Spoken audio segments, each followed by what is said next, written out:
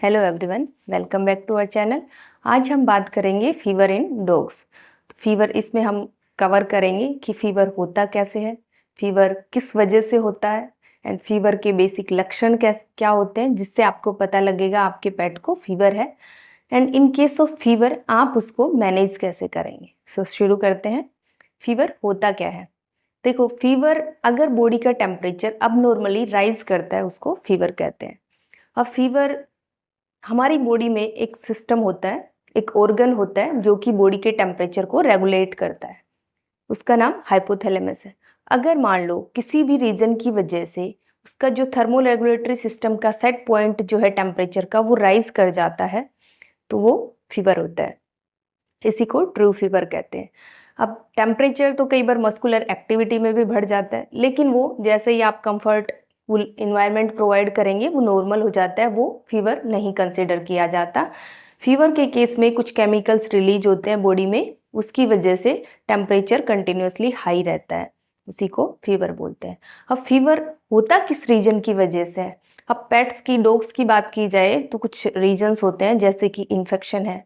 Infection किसी भी तरह का हो सकता है, बैक्टीरियल हो सकता है, वायरल हो सकता है या फिर फंगल हो सकता है, कोई टिक बोर्न इन्फेक्शंस हो सकते हैं।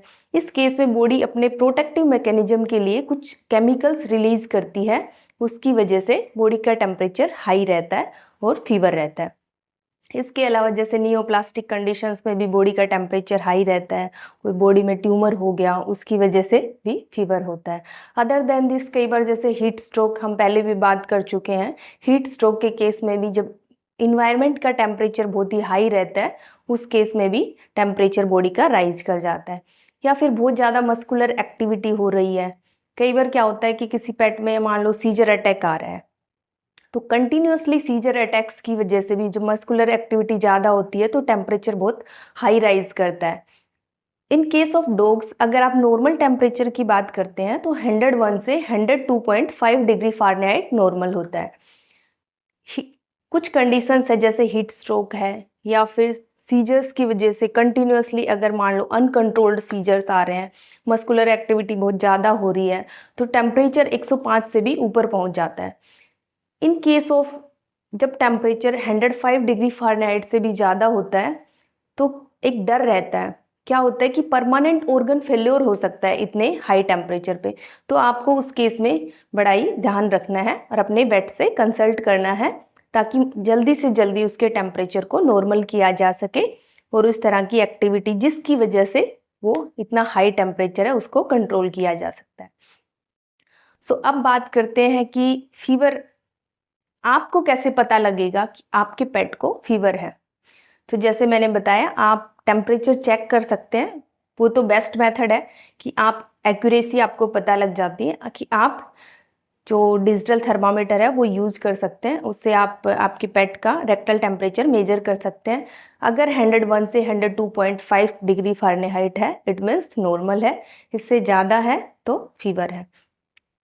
अब कुछ पेरेंट हमें कहते हैं कि जी हम मेजर कैसे करें, हम मेजर नहीं कर सकते, आप हमें अदर रीजंस कुछ तरीके बताइए जिसकी वजह से हमें पता लगे कि हमारे पेट को फीवर है।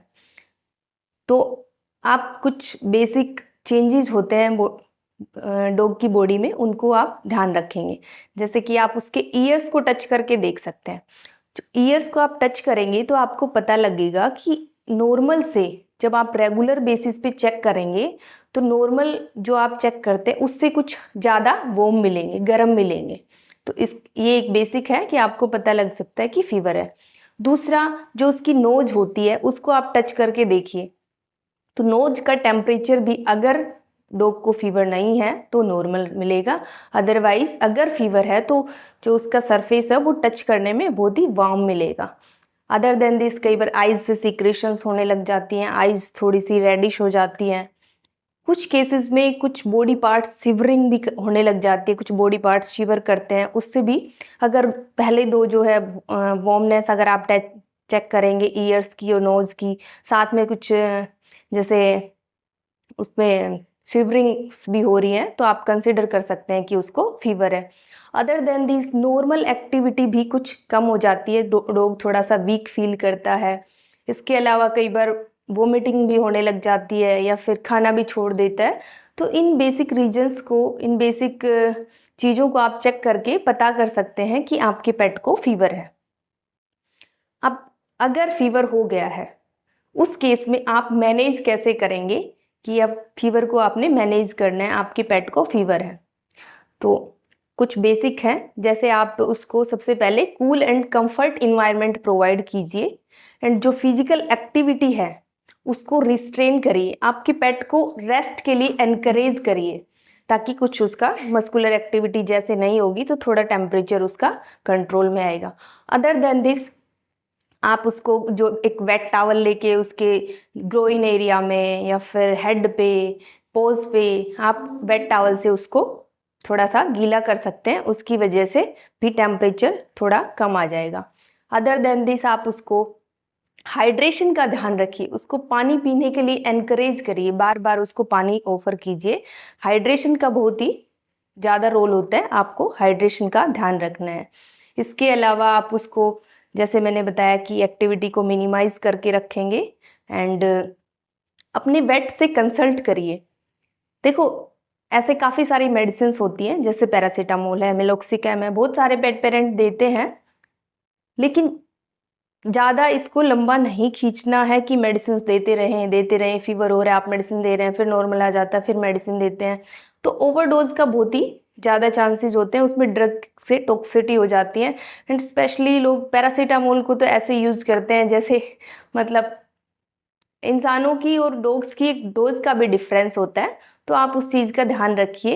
एंड टाइम ड्यूरेशंस भी इतना फ्रिक्वेंट नहीं देना चाहिए जितना कि कुछ पेट पेरेंट देते हैं। सो हमेशा अपने वेट से कंसल्ट कीजिए एंड बेसिक रीज़न क्या है फीवर के पीछे उसका पता लगाने की कोशिश कीजिए। आपने एक बार मेडिसिन दी, अगर ठीक है, नॉर्मल हो गया, इट मीन्स ओके। अगर मान लो एक बार देने से ठीक नहीं हुआ, उसको बार बार फीवर आ रहा है, तो आपको ध्यान देना है कि अपने वेट से कंसल्ट करना है, उसके पीछे का बेसिक रीजन पता करना है। अदरवाइज, जैसे मैंने बताया कि अगर टेम्परेचर बहुत ही ज़्यादा हाई राइज हो जाता है कई बार टिक फीवर में या फिर हीट स्ट्रोक में, एक्सेसिव मस्कुलर एक्टिविटी हो रही है, तो उसमें परमानेंट ऑर्गन फेल्योर का भी चांस होता है। तो अपने वेट से कंसल्ट जरूर करें एंड उसी के बेस पे आपका वेट आपको बताएगा कि कुछ एंटीबायोटिक्स देनी है साथ में या एंटीवायरल ड्रग देनी है या क्या कुछ करना है, वो आपको उसका बेसिक फिजिकल एग्जामिनेशन करके, ब्लड एग्जामिनेशन करके आपको बताएंगे कि कैसे कैसे आपने मेडिसिन देनी है। उसी को अकॉर्डिंग आप फॉलो कीजिए, तो टॉक्सिसिटी के चांसेस भी कम रहेंगे एंड आपके पेट को जल्दी रिलीफ मिलेगा। अदर देन दिस, कई बार वैक्सीन में भी थोड़ा सा टेम्परेचर राइज कर जाता है, आफ्टर वैक्सीनेशन कुछ साइड इफेक्ट होते हैं, तो हल्का फुल्का फीवर आ जाता है, उसमें ज़्यादा घबराने की बात नहीं होती, वो विद इन 48 आवर्स नॉर्मल आ जाता है अगर आप कुछ मेडिसिन नहीं भी देते हैं तो भी। तो उस केस में आपने डरना नहीं है। एंड अगर वैक्सीन की वजह से नहीं है, किसी और रीज़न की वजह से है, तो आपको आपके वेट से कंसल्ट करना है। एंड इसी के साथ thank you, have a nice day.